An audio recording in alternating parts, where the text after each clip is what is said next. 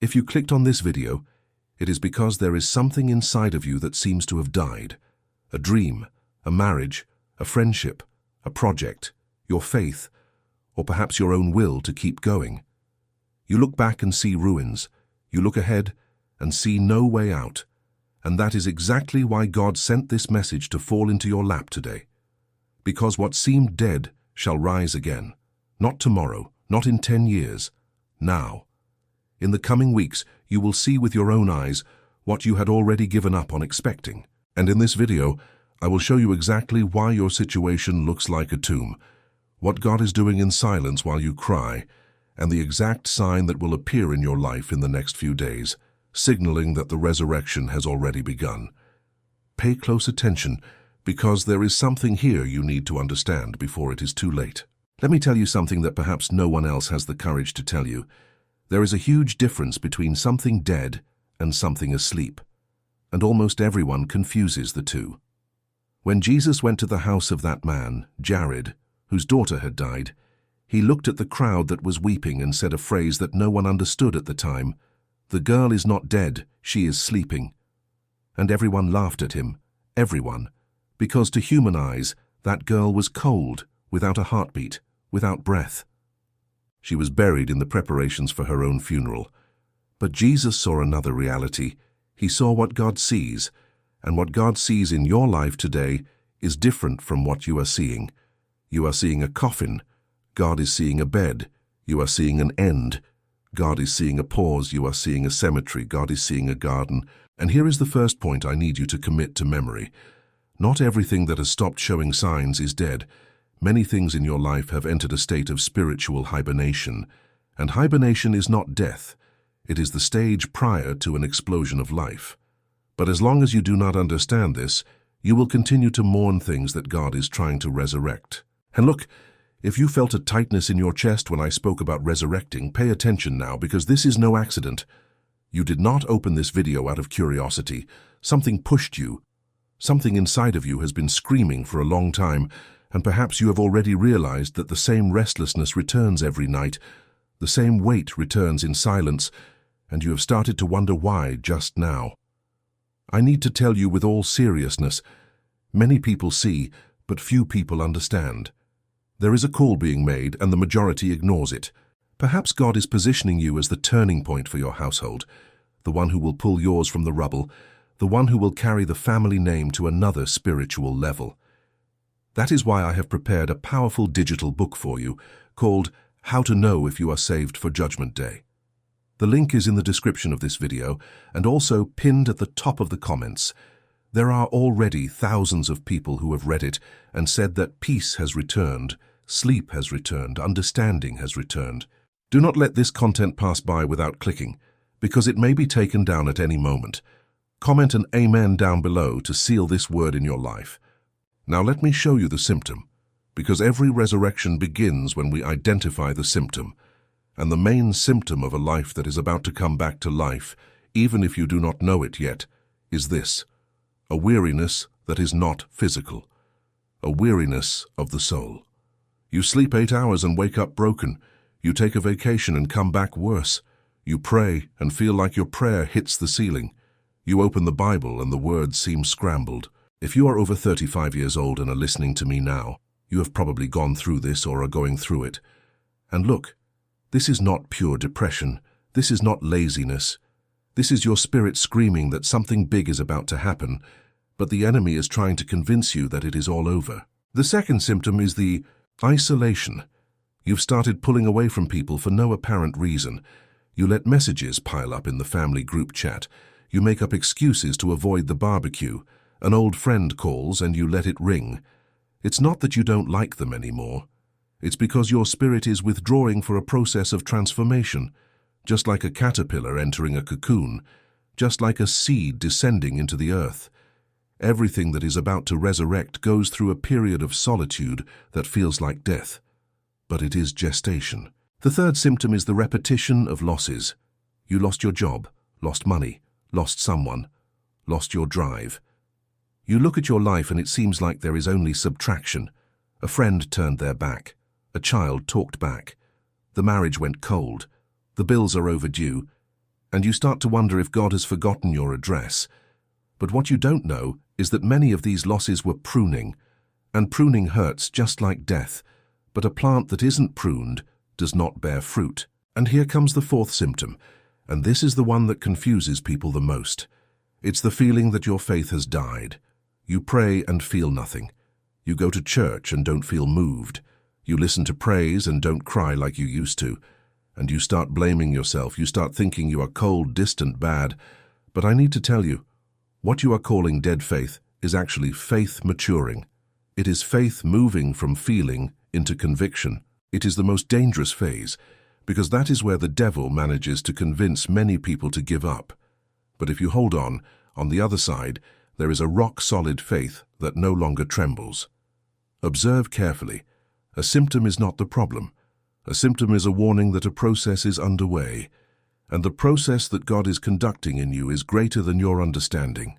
And this is where many people stumble and give up, because when the symptoms begin to overlap, when the soul grows tired and the body feels heavy, the enemy appears with a single voice whispering for you to let it all go.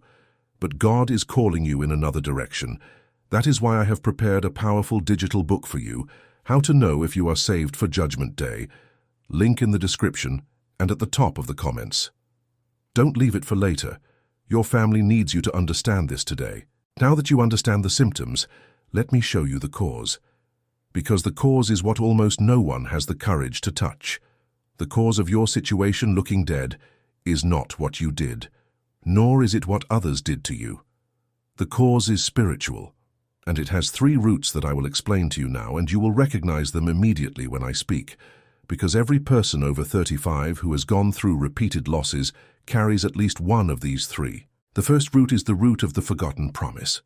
At some point in your life, and maybe you don't even remember it clearly anymore, God made you a promise. It might have been in childhood. It might have been on a night spent crying on your knees. It might have been in a dream you had at 20. It might have been a prophetic word someone spoke to you, and you believed it, and time passed, and life hit hard. And you buried that promise beneath the bills, the disappointments, the demands of the American society that requires you to have a house, a car, a stable marriage, a college-educated child, and a comfortable retirement before you turn 40. And today, you look at that promise and it seems like a joke, but God does not forget what He says. And everything that seems dead in your life today is looking dead precisely because it is aligned with the promise you gave up on. God will not let you reach the end of your life like the rest of the world. He made a promise, and God's promise does not expire. The second root is the root of pride disguised as responsibility. And here I need to be very honest with you. Many people over 35, especially here in America, were raised within that culture where a man has to fend for himself. A strong woman doesn't ask for help. A mature Christian doesn't cry. A family man doesn't falter. And so you went on carrying the weight of work, the weight of marriage, the weight of the children, the weight of debts, the weight of your mother's expectations, your father's, the neighbors, the churches. You have become a person holding up the world all by yourself. But this strength that seems like a virtue is spiritual pride. Because God did not call you to hold up the world. He called you to be a child. And a child does not carry the world. A child rests in the Father's lap. As long as you try to solve it alone, God will let you. Not because He is cruel, but because He respects your choice. And as long as you choose to carry it, He will wait for you to put it down. And it is precisely at this point that your situation seems to have died, because God is waiting for you to give up your own strength so He can show His. The third root is the most painful. It is the root of delayed forgiveness. And I am not just talking about forgiving others. I am talking primarily about forgiving yourself. Because you carry within you a silent judgment of what you did or failed to do. That opportunity you wasted, that person you hurt, that child you didn't know how to raise properly, that marriage you didn't fight to save, that youth you threw away. And every time life gives you a chance for a fresh start, this voice of judgment appears and sabotages you. You don't sabotage consciously. You sabotage from within in the spirit. Because a part of you believes you don't deserve to be blessed, and until this root is pulled out, everything that seemed dead will continue to look dead, because you yourself are holding the tombstone from the inside. Now pay attention to what I am about to tell you, because this is where we enter the part that changes everything. The three roots exist, but they all have one characteristic in common. They lie. The forgotten promise lies, saying that God changed his mind. The disguised pride lies, saying that you have to handle it all. The delayed forgiveness lies, saying that you are the worst of sinners. And all these lies together form the cement that seals the tomb. But Jesus has something the enemy will never have. He breaks tombstones with a single word. He went to the tomb of Larry. Larry had been inside for 4 days. He already smelled. Larry's sister, Martha, tried to stop Jesus from ordering the stone to be moved. She said, "Lord, he already stinks." Notice that phrase, "He already stinks," because that is what your life looks like to you today. It stinks. That marriage stinks. That job stinks. That diagnosis stinks. That rebellious child stinks. That bank account stinks. And we want Jesus to agree with us. We want him to say, yes, it really does stink. Leave it be. Look for something else. But Jesus doesn't do that. Jesus commands the stone to be moved, and then he shouts, "Come on out." And it is exactly this order that God is shouting today in your life. Come on out. And if these words "come on out" echoed inside you just now, you need to understand that it wasn't the algorithm that brought you here. It was God. He is breaking the stone of your tomb while you listen to me. And there are things in your life that depend solely on you understanding what he is doing. That is why I prepared a powerful digital book for you, How to Know If You Are Saved for Judgment Day. Link pinned at the top of the comments and also in the description. Download it now, read it with your Bible by your side, and observe what will start to happen in your home in the next 7 days.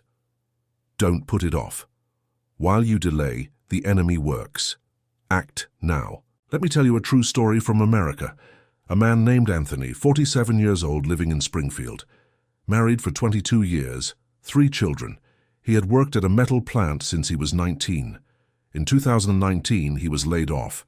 He thought he would find another job in 3 months. He didn't. The money ran out. He sold the car, then the motorcycle, then his wedding ring. His wife started looking at him differently. His children started asking for things he couldn't provide. Shame hit him hard. He started drinking in secret.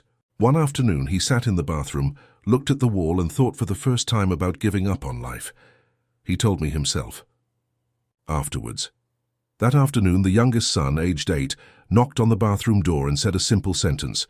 "Dad, when I grow up, I'm going to be just like you." Anthony walked out of the bathroom crying, went to his room, knelt down, and said something he had never said in his life. "God, if you exist, do something because I have no strength left." And look what happened. It wasn't a soap opera miracle. Money didn't fall from the sky.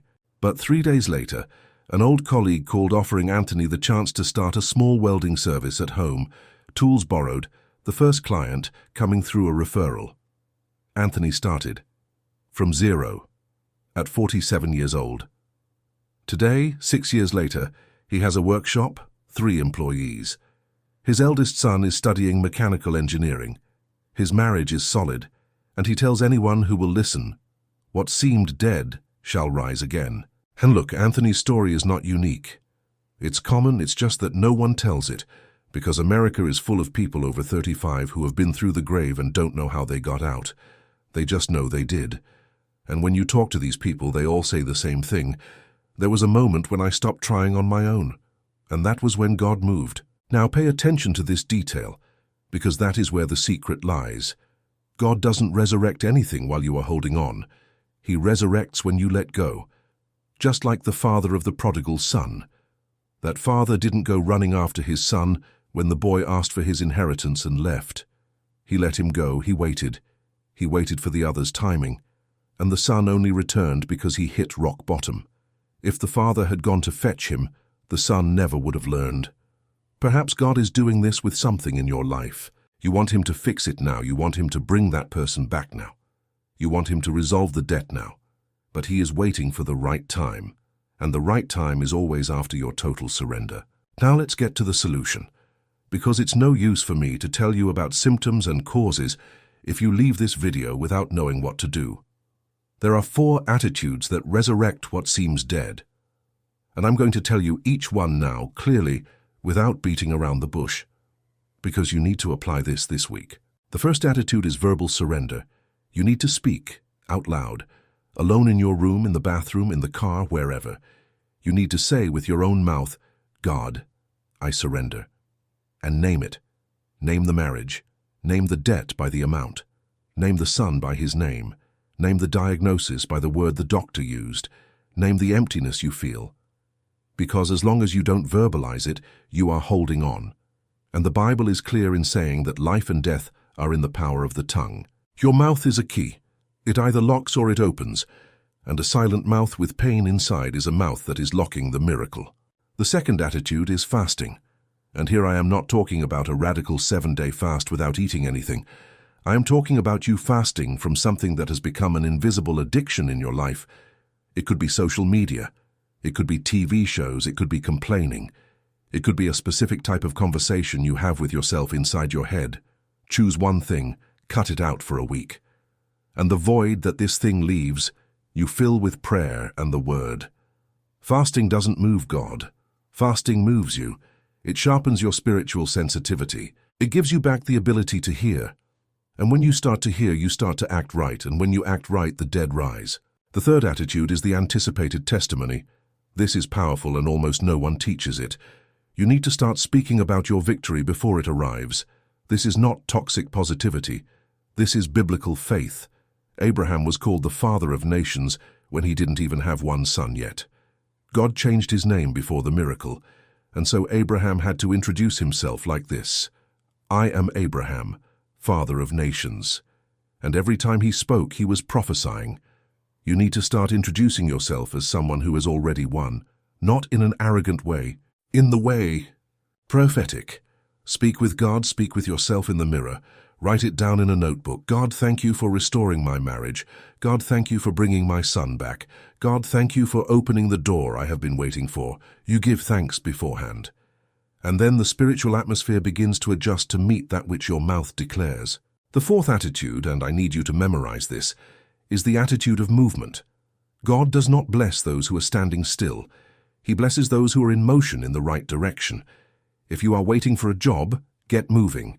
Send out resumes, take a course, learn a new tool, take on small jobs. If you are waiting for the restoration of your marriage, get moving. Make a gesture, change an attitude, look for a counselor, pray for that person every day. If you are waiting for healing, get moving. Take the test, look for a doctor, change your diet, move your body. God does not resurrect a body that is stagnant out of complacency. He resurrects a body that fell while trying to walk. There is a difference. Falling while walking is honorable. Staying still while waiting is disobedience disguised as waiting. And here comes something important that I need to tell you with great care. You will probably receive signs in the next 2 weeks, and these signs may come in a different form for each person. It could be an unexpected phone call. It could be a chance encounter with someone you haven't seen in years. It could be a verse appearing in 3 different places on the same day. It could be a vivid dream. It could be a strange peace descending while you pray. It could be an unexplained bout of weeping. Do not ignore it. Write it down, keep it. Each sign is a receipt from heaven confirming that the process is underway. And while all this is happening, the enemy will try to convince you that it is a coincidence. It is his oldest strategy. He sows doubt at the exact moment God sows certainty. That is why it is so important for you to surround yourself with people who also believe. A prayer group, a cell group, a brother from church, a video like this every week, a book that strengthens your faith. You need reinforcement, because on your own, your head will tear you down. Together with God and with brothers, you will rise. And if this channel is doing your faith some good, subscribe now, turn on notifications, like the video. This helps more people receive this word as well. Now let me speak about something specific to the American public over 35, because there are things only those in this phase understand. You have lived long enough to have seen plans go wrong. You have lived through marriage, lived through loss, lived through hard labor, lived through a country in crisis, lived through a pandemic, lived through inflation eating away at your salary, lived through seeing your child make decisions you do not agree with, lived through a father or mother getting sick, lived through bills being overdue. You are a war veteran. And war veterans have one thing in common: accumulated exhaustion. But there is a privilege for those who have made it this far. You have developed discernment. You already know how to recognize a false promise. You no longer fall for spiritual snake oil. You want the truth. And it is precisely for this reason that God is speaking to you differently now. He will not treat you like a child in the faith. He will treat you like an adult. He will confront you. He will challenge you. He will put you in situations that demand mature courage, not youthful emotion. Accept this treatment, because those whom God treats as adults, God promotes to mature fruit. And here comes another hard truth. Perhaps a part of your life truly needs to die. Not everything that is stagnant is meant to resurrect. There are things God is letting die because they were never His will. That relationship that always hurt you. That job that discourages you every Monday. That friendship that only drains you. That pattern of negative thinking you inherited from your father or mother. Those unrealistic expectations that make you feel like a failure even when you are winning.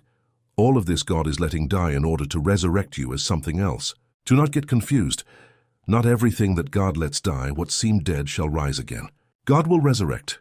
Some things He lets die forever, to make room for something new, and when you accept that, you stop weeping at the wrong grave and start looking ahead. How do you differentiate what God will resurrect from what He will bury? By 3 signs. First, peace. When you think about it and feel a strange peace, even while in pain, it is because it is aligned with His will. When you think about it and feel suffocated, even when it seems right to human eyes, it usually isn't. Second, confirmation. God does not speak only once. He speaks repeatedly to those who have ears. A pastor preaches, a verse confirms, a friend comments, a dream appears. If you receive 3 different confirmations from different sources, there is the word of God. Third, the courage that follows. When it is meant to be resurrected, God pours out supernatural courage. You look at the impossible situation and feel that you can do it. It's not optimism, it's anointing. If you feel paralyzing fear when you think about moving forward in a certain area, it is usually a sign that that area is not meant to be rescued. Pay attention now, because I am going to close this message with something God is saying specifically to those who have made it this far. God says, "Son, daughter, the time for weeping is over. I have seen every tear. I have counted every sleepless night. I have heard every prayer whispered in the shower, in the car, in the middle of the night. And I am telling you today that the next season of your life will not be like the previous season. You will look back in 12 months and not recognize the person you are now. You will weep with gratitude. You will tell this story to your children. It will be a testimony to others, but before that I need you to surrender, let go, release, trust. What seemed dead shall rise again, but not the way you imagined. It will return better. It will return stronger. It will return clean, and you will understand why you had to go through that desert. Notice that when Jesus rose, His body was the same, yet it was different. He could walk through walls. The marks were still there, but they no longer bled. It was the same person, only glorified. That is what God is doing with you. The marks will remain.